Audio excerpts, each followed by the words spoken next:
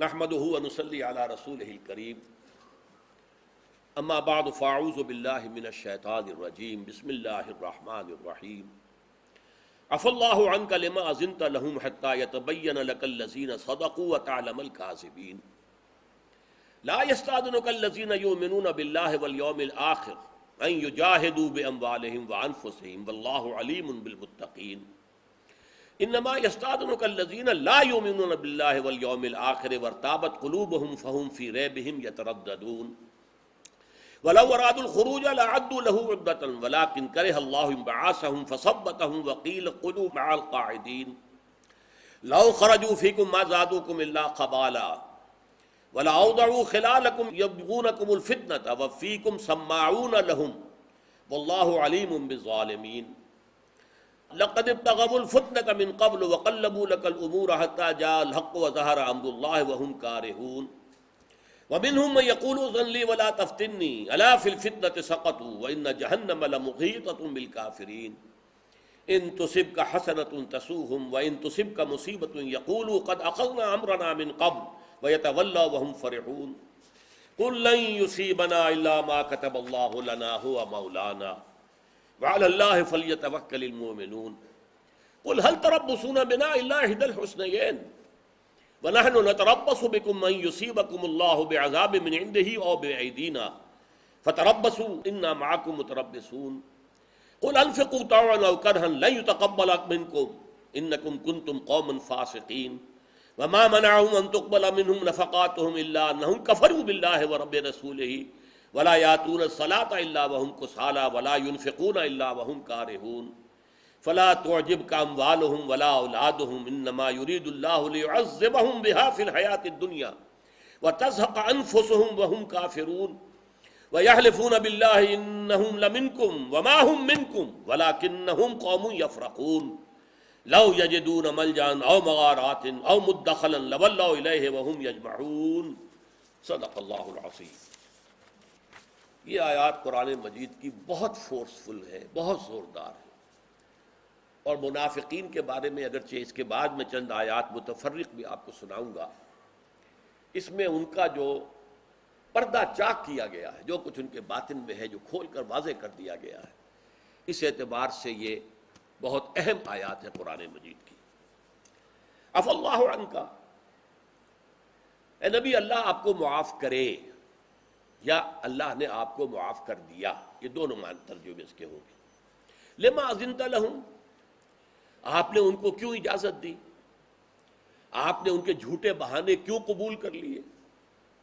حضور کو معلوم ہوتا تھا کہ یہ جھوٹ بول رہا ہے۔ اتقوا فراست المومن فإنہ ينظر بنور اللہ، اللہ مومن کی فراست سے ڈرو، اس لیے کہ وہ دیکھتا ہے اللہ کے نور سے۔ بندہ مومن کی نگاہ تمہارے دلوں تک بھی پہنچ جاتی ہے، تو حضور کا معاملہ کیا ہوگا؟ لہذا یہ نہیں تھا کہ آپ کو معلوم نہیں تھا، آپ مسکرا پڑتے تھے، ٹھیک ہے جاؤ، لیکن یہ کہ اللہ فرما رہا آپ نے کیوں ان کو اجازت دی؟ انہیں تو کور مل گیا نا، ہمیں تو اجازت دے دی، ہمارے پاس تو اجازت ہے، حضور نے ہمیں ایکسپٹ کر دیا ہے۔ حتی یتبین لک الذین صدقوا، یہاں تک کہ بات آپ پر واضح ہو جاتی کہ کون سچے ہیں، وتعلم الکاذبین، اور آپ جان لیتے جھوٹوں کو۔ آپ اجازت نہ دیتے تب بھی انہوں نے جانا نہیں تھا، ان کا جھوٹ تو کھل جاتا نا، وہ کور تو نہ رہتا ان کے پاس، معلوم تو ہوتا کہ انہوں نے نافرمانی کی ہے، کہ حضور کی اجازت کے بغیر بیٹھ رہے۔ عفا اللہ عنک لما اذنت لهم حتى يتبين لك الذين صدقوا وتعلم الكاذبين لا يستأذنك الذين يؤمنون بالله واليوم الآخر، اے نبی وہ لوگ تو آپ سے اذن طلب ہی نہیں کرتے، اجازت مانگتے ہی نہیں جو اللہ پر اور یوم آخر پر ایمان رکھتے ہیں۔ کیا وہ اذن مانگیں گے ان یجاہدوا باموالہم وانفسہم، کہ انہیں مستثنا کر دیا جائے اپنے جانوں اور مالوں کے ساتھ جہاد کرنے سے؟ نہیں، اہل ایمان تو کبھی اجازت طلب نہیں کر سکتے۔ واللہ علیم بالمتقین، اللہ تعالیٰ اپنے متقی بندوں سے خوب واقف ہے۔ انما یستاذنک الذین لا یؤمنون باللہ والیوم الآخر، یہ جو اجازت لینے آپ سے آتے ہیں یہ وہی ہیں جو اللہ پر اور یوم آخر پر ایمان نہیں رکھتے۔ وارتابت قلوبہم، اور ان کے دلوں کے اندر شکوک و شبہات ہیں، ریب ہے۔ فَهُمْ فِي رَيْبِهِمْ يَتَرَدَّدُونَ، ریب کا لفظ بھی آ گیا، اور وہ اسی اپنے شک کی وجہ سے متردد ہیں۔ متردد کسے کہتے ہیں؟ چلوں نہ چلوں، متردد، اسی کو کہا گیا ہے مذبذبین بین ذالک، مذبذب، چلوں نہ چلوں، بڑھوں نہ بڑھوں، اسی کو کہا گیا الہ ہؤلاء ولا الہ ہؤلاء، یہ نہ ان کے ساتھ ہے نہ ان کے ساتھ ہے، مذبذبین بین ذالک، ان دونوں کے مابین مذبذب ہے۔ تو فہم فی ریبہم یترددون ولو ارادوا الخروج، اگر ان کا ارادہ ہوتا اللہ کی راہ میں نکلنے کا، لعدوا لہم عدۃ، تو اس کے لیے تیاریاں کرتے، اس کے لیے اپنی اونٹنی کو کھلا پلا کے تکڑا کرتے، اپنے لیے رسد جو ہے راستے کا وہ مہیا کرتے، جمع کرتے، لعدوا لہ عدۃ ولکن کرہ اللہ بعاثہم۔ اب دیکھیے ایک عجیب بات آ رہی ہے، ایک طرف بظاہر حضور سے کہا جا رہا ہے کہ آپ نے کیوں اجازت دی، آپ اجازت نہ دیتے تو ان کا نفاق کھل جاتا، معلوم ہو جاتا کہ یہ کتنے پانی میں ہے، جانا انہوں نے نہیں تھا، جان پیاری ہے انہیں، مال پیارا ہے، گھر کا آرام، نخلستان کا آرام کہاں، اس دھوپ اور اس گرمی اور اس شدید موسم کے اندر نکلنا اور سفر کرنا صحرا کا، تو وہ معلوم ہو جاتا۔ لیکن اب دیکھیے ایک ہے ظاہر ایک معاملہ، ایک اس کا باطن بھی ہے۔ باطن کیا ہے؟ اللہ ہی نے پسند نہیں کیا کہ وہ اٹھتے، ولیکن کرہ اللہ انبعاثہم، بعث کسی کو اٹھانا، انبعاث باب انفعال، خود اٹھنا اللہ نے پسند نہیں کیا۔ اللہ نے ان کے دلوں کی کیفیت کو دیکھ لیا اور اللہ تعالیٰ نے ہی پسند نہیں کیا کہ یہ اٹھتے، فثبتہم، تو ان کو جما دیا زمین کے اندر، گاڑ دیا ان کو، وقیل اقعدوا مع القاعدین، اور اللہ تعالیٰ کی طرف سے کہہ دیا گیا بیٹھے رہو بیٹھنے والوں کے ساتھ۔ کیا حکمت کیا تھی؟ بہت عمدہ آیات ہے یہ، لو خرجوا فیکم ما زادوکم الا خبالا، اے مسلمانوں اگر یہ تمہارے ساتھ نکلتے اس سفر پر تو نہ اضافہ کرتے تمہارے لیے مگر خرابی کا، کوئی نہ کوئی سازش ہوتی، کوئی نہ کوئی ایک کو دوسرے کے خلاف بھڑکاتے، خود حضور کے خلاف بھڑکاتے، کیا ہو گیا انہوں نے وہ ساری جو ہے دانش ان کی کہاں چلی گئی، کہاں جا رہے ہیں، رومیوں سے ٹکر لینے۔ رومن لیجنز آج بھی تاریخ میں مشہور ہیں، لاکھوں کی ٹرینڈ آرمیز اور غرق اہم رومن لیجنز دنیا کی تاریخ کے اندر عظیم ترین فوج کے طور پر آج ادھر جا رہے ہیں۔ ہمارے پاس تو زرہ نہیں، ہمارے پاس کچھ نہیں، تو یہ ہوتے تو دل تمہارا اور کھٹا کرتے، تمہارے اندر بھی کوئی بدلی پیدا کرتے۔ لو خرجوا فیکم ما زادوکم الا خبالا ولاوضعوا خلالکم یبغونکم الفتنہ، اور یہ تمہارے درمیان گھوڑے دوڑاتے جاتے اور تمہارے درمیان فتنے پیدا کرتے۔ ان کے دلوں کا روگ جو ہے اس کا نتیجہ یہ نکلتا۔ اب دیکھیے ایک کام بظاہر ایک اعتبار سے صحیح نہیں ہوا، اگر حضور اجازت نہ دیتے تو ان کا کفر واضح ہو جاتا، ان کا نفاق کھل کر آ جاتا، لیکن اس میں بھی حکمت ہے اللہ کی۔ اسی کو میں مثال دیا کرتا ہوں کہ ایک شخص نے فرض کیجئے کسی کبڑے کو لات ماری، لیکن اس کی کمر سیدھی ہو گئی، اس نے جو ہے وہ تو غلط کام کیا تھا، لیکن اللہ نے اس کو اس شخص کے لیے، کبڑے کے لیے مفید بنا دیا۔ یہ میں مثال دے رہا تھا کہ یہاں دیکھیے دو چیزیں سامنے آ رہی ہیں، بلکہ ایک اور بھی بظاہر تضاد ہے۔ سورہ نور میں کہا گیا ہے کہ اے نبی جو لوگ آپ سے اجازت مانگیں، کسی اجتماعی معاملے میں شریک ہے، مسلمان کوئی آتا ہے حضور مجھے ذرا کام ہے گھر، مجھے اجازت دے دی، تو اگر آپ سمجھیں کہ صحیح ہے تو اجازت دے دیا کریں، اس لیے کہ آپ سے اجازت وہی مانگتے ہیں کہ جن کے دل میں ایمان ہے۔ اب نوٹ کیجئے، یہاں کہہ رہے ہیں کہ اجازت وہ مانگتے ہیں جن کے دل میں ایمان نہیں ہے، سورہ نور میں اجازت تو وہی مانگتے ہیں جن کے دل میں ایمان ہے۔ بظاہر تضاد ہے؟ تضاد نہیں ہے۔ دیکھیے تین مرحلے ہیں، تین۔ ایک یہ بغیر اجازت کے لیے چپکے سے کھسک جانا، ایک ہے اجازت لے کر جانا، ایک ہے نہ جانے کی اجازت چاہنا۔ اب یہ تین چیزیں ہیں، تو جو چپکے سے کھسک جاتے ہیں ان سے بہتر وہ لوگ ہیں جنہوں نے اجازت طلب کی ہے اور اجازت لے کر بیٹھ گئے۔ یہ وہی لوگ ہوں گے جو چپکے سے کھسک گئے، ان میں ایمان نہیں ہے. وہ تو ایک دوسرے کی آنکھیں بچا کر اسی سورہ توبہ کے آخر میں آتا ہے، حل یراکم من احد، ان کو دیکھ تو نہیں رہا تمہیں، کھسک جاؤ یہاں سے، کیونکہ اب مطالبہ شروع ہو جائے گا، کھڑے ہو. تو ایک وہ ہوتے تھے جو کھسکتے تھے بغیر پوچھے بغیر بتائے، یہ تو ایمان سے بالکل خالی تھے. جن کے دلوں میں کچھ ایمان تھا وہی آتے تھے، حضور مجھے ضرورت ہے، مجھے اجازت دے دیجیے.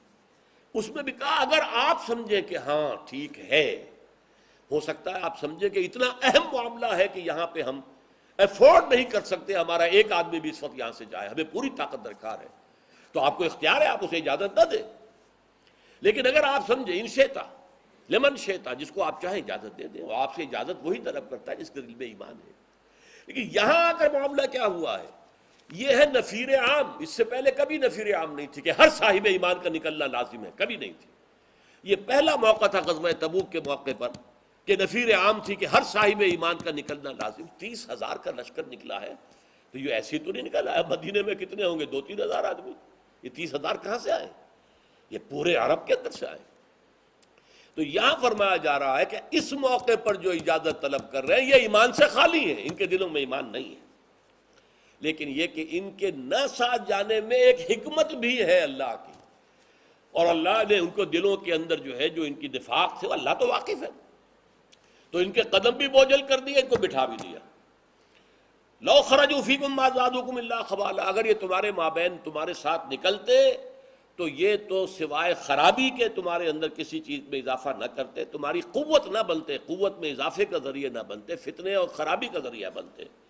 وَلَأَوْضَعُوا خِلَالَكُمْ يَبْغُونَكُمُ الْفِتْنَةَ، اور وہ گھوڑے دوڑا دے تمہاری صفوں کے دوران، ادھر سے ادھر سے ادھر پھر رہے ہیں، اس سے بات کی، اس سے بات کی، چپکے سے اس کے کان میں کی، اس کے کان میں کی، فتنہ پیدا کرنے کے لیے.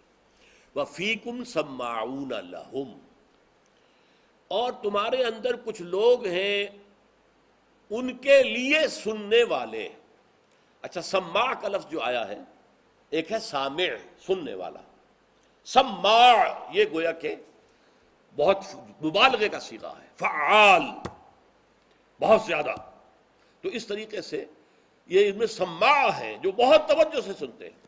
اس کے 2 معنی ہیں. فیکم سماعون لہم، اے مسلمانوں تمہاری صفوں میں ایسے لوگ ہیں جو ان کی بات بڑی توجہ سے سنتے ہیں.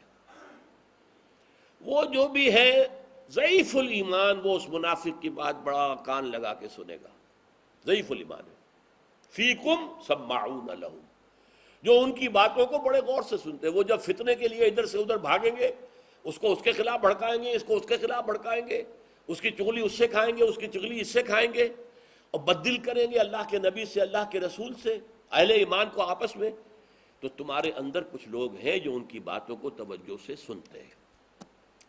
ایک دوسری بات کیا ہے، تمہاری صفوں میں ایسے لوگ ہیں جو ان کے جاسوس ہیں، وہ ان کے لیے سننے کے لیے آتے ہیں یہاں پر. تمہارے اجتماعات میں اس لیے شامل ہوتے ہیں کہ تمہاری باتیں یہاں سے سن کر ان تک پہنچا دیں. وہ جو ان کے گرو گھنٹال ہیں ان کو جا کر وہ باتیں بتا سکیں. سماعون لہم، ان کے لیے سننے کے لیے آتے ہیں یہاں پر، تاکہ انہیں جا کر تمہاری ساری خبریں جو ہے وہ پہنچا دیں. واللہ علیم بالظالمین، اللہ ان تمام ظالموں سے خوب واقف ہے. لقد ابتغوا الفتنة من قبل، اے نبی یہ لوگ آپ کے لیے پہلے بھی بڑے فتنے اٹھاتے رہے ہیں. وقلبوا لك الامور، یہاں اور آپ کے لیے معاملات کو تلپٹ کرنے کی کوشش کرتے رہے ہیں. حتی جاء الحق، یہاں تک کہ جزیرہ نمائے عرب کی حد تک حق آ گیا. وظہر امر اللہ، اور اللہ کا معاملہ ظاہر ہو گیا، غالب ہو گیا. لیظہرہ علی الدین کلہ کی شان جزیرہ نمائے عرب میں ظاہر ہو گئی. وَهُمْ كَارِهُونَ، انہیں یہ پسند نہیں تھا. وہ تو ابھی دیکھ رہے تھے، تیل دیکھو تیل کی دھار دیکھو، انہیں فتح ہوئی تو ان کے ساتھ ہو جائیں گے، ان کی فتح ہوئی تو ان کے ساتھ ہو جائیں گے، مذبذبین بین ذالک، یہ ان کی شکل تھی. وَمِنْهُمْ مَنْ يَقُولُ اذن لِّي وَلَا تَفْتِنِّي، یہ ایک خاص واقعہ تھا، بہت ہی کوئی ذلیل آدمی تھا، بہت بڑا منافق لعنت اللہ علیہ، جد ابن قیس. اس نے آ کر حضور سے کہا، حضور مجھے اجازت دے دیجئے، مجھے فتنے میں نہ ڈالیے. فتنہ کیا ہے؟ میں نے سنا ہے کہ رومی عورتیں جو ہیں، شامی عورتیں، رومی عورتیں بہت حسین ہوتی ہیں. اب میں ذرا حسن پرست قسم کا انسان ہوں، میں فتنے میں پڑ جاؤں گا. لہذا آپ مجھے ایکسیپٹ کر دیں۔ اب دیکھیے کس قدر ضلالت ہے اس کے اندر، کمینگی ہے، حضور کے سامنے کیا بات کہہ رہا۔ تو یہ ہے، فرمایا اللہ تعالیٰ نے، وہ تو کہہ رہا ہے کہ مجھے اجازت دے دیجئے، مجھے اس فتنے میں نہ ڈالیے۔ الا فی الفتنۃ سقطوا، فتنے میں تو وہ گر چکے ہیں، اور کیا فتنہ ہوگا؟ فتنہ تو کہتی ہے آزمائش کو ہے، تو آزمائش میں تو ناکام ہو چکے جب انہوں نے اس قسم کی باتیں کی اور جب انہوں نے جھوٹ موٹ کے وعدے کیے۔ الا فی الفتنۃ سقطوا وَإِنَّ جَهَنَّمَ لَمُحِيطَةٌ بِالْكَافِرِينَ، اور جہنم تو یقیناً گھیرے میں لیے ہوئے ان کافروں کو، اور یہ گھیرا رفتہ رفتہ تنگ ہو رہا ہے۔ جیسے زندگی کے لمحات کم ہو رہے ہیں، جہنم کا گھیرا ان کے گرد تنگ ہوتا چلا جا رہا ہے۔ ان تصبک حسنۃ تسؤہم، اے نبی اگر آپ کو کوئی خیر پہنچتا ہے تو انہیں دکھ ہوتا ہے، یہ کیوں فتح حاصل ہو گئی، ان کے تو حوصلے بڑھ جائیں گے، ان کے تو حوصلے جو ہیں اور بلند ہو جائیں گے، انہیں برا لگتا ہے۔ وَإِن تُصِبْكَ مُصِیبَةٌ، اگر کوئی مصیبت آ جائے، تکلیف آ جائے، يَقُولُوا قَدْ أَخَذْنَا أَمْرَنَا مِنْ قَبْلُ، تو کہتے ہیں جی ہم نے تو اپنا معاملہ پہلے درست کر لیا تھا، ہم نے تو دیکھ لیا تھا مصیبت آئے گی، ہم کوئی بیوقوف تھوڑا ہی ہیں، اس لیے ہم نے اجازت لے لی تھی، ہم بیٹھ گئے تھے، ہم نہیں گئے تھے، تو ہم تو دانشمند لوگ ہیں، یہ بیوقوف لوگ تھے، جا کے مرے، کھپ گئے، ختم ہو گئے۔ ان تصبک حسنۃ تسؤہم وَإِن تُصِبْكَ مُصِیبَةٌ يَقُولُوا قَدْ أَخَذْنَا أَمْرَنَا مِنْ قَبْلُ وَيَتَوَلَّوْا وَهُمْ فَرِحُونَ، اور وہ پیٹھ موڑتے ہیں اور بڑے شاداں و فرحاں ہوتے ہیں، مسلمانوں پر یہ مصیبت آ گئی۔ قُل لَن يُصِیبَنَا إِلَّا مَا كَتَبَ اللَّهُ لَنَا، اے نبی ان سے کہہ دیجئے، دیکھو اے منافقو، ہم پر کوئی مصیبت نہیں آ سکتی سوائے اس کے کہ جو اللہ نے لکھ دی ہو، وہ مولانا، وہ ہمارا مولا ہے، اس کی طرف سے جو شے آئے، ہر سے ساقی ماریخت عین الطاف است، میرے پیالے میں، میرے پیمانے میں میرا ساقی جو ڈال دے یہ اس کا لطف و کرم ہے۔ تو اللہ کی طرف سے ہوا مولانا، وعلی اللہ فلیتوکل المؤمنون، اور اللہ تعالیٰ ہی پر توکل کرنا چاہیے تمام اہل ایمان کو۔ قل، بہت عظیم آیت ہے، قل هل تربصون بنا الا احدى الحسنيين، اے نبی ان سے کہیے تم ہمارے بارے میں دو نہایت عمدہ باتوں کے سوا اور کس شے کی تم امید کر سکتے ہو؟ بہت اہم ہے یہ، ایمان کا لب لباب آ رہا ہے اس آیت میں۔ حسنین، جیسے میں نے بتایا تھا، احسن کا حسنہ بنے گا، اکبر سے کبرا، اصغر سے صغرا، اسفل سے سفلا، اعلیٰ سے علیا، تو حسنہ یہ ہے احسن کا مؤنث۔ حسنیان، دو انتہائی حسین چیزیں، دو انتہائی خوبصورت چیزیں، ہمارے لیے تو دو آلٹرنیٹیوز ہیں، دونوں انتہائی جو ہے ہمارے لیے خوش آئند۔ اگر ہم سب کے سب شہید ہو گئے کامیاب، اگر ہم فتح کے ساتھ لوٹ آئے تو بھی کامیاب، ہماری تو چت بھی ہے اور پٹ بھی ہے، ہمارے لیے کوئی اور تیسرا الٹرنیٹیو تم کیا سوچ سکتے ہو؟ قل هل تربصون بنا الا احدى الحسنيين، ہماری تو ادھر بھی ادھر بھی فتح ہی فتح ہے، کامیابی ہی کامیابی ہے، شہادت ملے سب سے بڑی کامیابی، فوری کامیابی۔ لہذا تم ہمیں کس چیز سے ڈرا رہے ہو؟ پھر وہی بات بتاؤں گا کہ منحصر مرنے پہ ہو جس کی امید، نا امیدی اس کی دیکھا چاہیے۔ جو مرنے کے لیے آمادہ ہے، جو موت کو خوشائند ہے، نشان مرد مومن باتو گویم جو مرگ آید تبسم مطلب اوست، ایک مرد مومن کی نشانی یہ ہے جب موت کا وقت آتا ہے اس کے ہونٹوں پر مسکراہٹ ہو۔ لہذا موت جو ہے اس کے لیے کوئی خوفناک شے ہے ہی نہیں۔ وَنَحْنُ نَتَرَبَّصُ بِكُمْ، اور ہم تمہارے بارے میں یہ خیال رکھتے ہیں، اس امید میں ہیں، أَن يُصِيبَكُمُ اللَّهُ بِعَذَابٍ مِّنْ عِنْدِهِ أَوْ بِأَيْدِينَا، کہ تم پر اللہ تعالی عذاب لائے یا اپنے پاس سے یا ہمارے ہاتھوں، کہیں ہمیں اجازت مل جائے کہ تم قلع قما کر دیں اور تمہیں ہم جو ہے ٹکڑے ٹکڑے کر دیں، یہ بھی ہو سکتا، جیسے مشرکین کے بارے میں آ گیا فَاقْتُلُوهُمْ حَيْثُ وَجَدتُّمُوهُمْ، اگرچہ نوبت نہیں آئی، اسی طرح کا کوئی فیصلہ اللہ کا آ سکتا تھا، ان منافقوں کی گردنیں اڑا دو، تو ہو سکتا ہے اللہ تعالیٰ جو ہے تم پر کوئی عذاب اور نازل کرے، زمین میں تم سب کو دھنسا دے، اللہ کر سکتا ہے۔ من عندہ او بأیدینا فتربصوا انا معکم متربصون، تو اچھا کرو انتظار، تم مذبذب ہو، متردد ہو، تم ابھی اسی شش و پنج میں ہو، تم دیکھتے ہو تیل دیکھو، تیل کی دھار دیکھو، دیکھو اونٹ کس کروٹ بیٹھتا ہے، تو فتربصوا انا معکم متربصون، تو ہم بھی تمہارے ساتھ متربص ہیں، ہم بھی انتظار کر رہے ہیں اللہ کا فیصلہ کب آتا ہے اور کب اللہ تعالیٰ کی طرف سے ہمیں اجازت ملتی ہے تمہارے خلاف جہاد کرنے کی۔